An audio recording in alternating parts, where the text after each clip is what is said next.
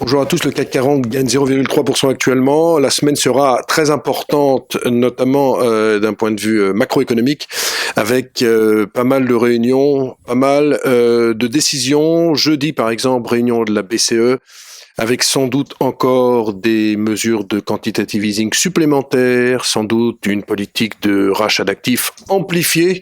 En tout état de cause, ces anticipations ne profitent pas à l'euro, ce qui est tout à fait logique et classique. L'euro qui est à 1,0570 actuellement.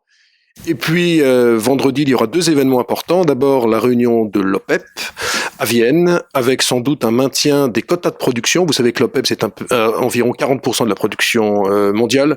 Les quotas de production, 30 millions de barils par jour, et ce, alors que le baril est entre 40 et 44 dollars, avec beaucoup de volatilité. Et puis, peut-être l'événement quand même le plus important, notamment pour ce qui concerne les États-Unis, c'est la publication du chômage américain pour le mois de novembre. On attend toujours un chômage au plus bas, autour des 5%, et surtout la création de 210 000 postes. Cela voudrait dire que si ces chiffres étaient confirmés, la Réserve fédérale américaine pourrait le 16 décembre augmenter ses taux d'intérêt pour la première fois depuis 7 ans.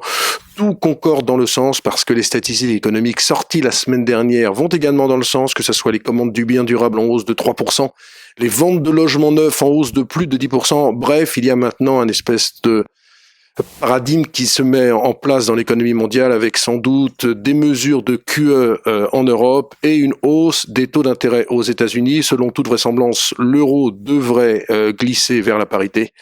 1 euro égale 1 dollar dans les prochaines semaines. À Paris aujourd'hui, très peu de publications, très peu d'annonces. On est quasiment dans la trêve des confiseurs en termes microéconomie. Voilà, très bonne journée à tous.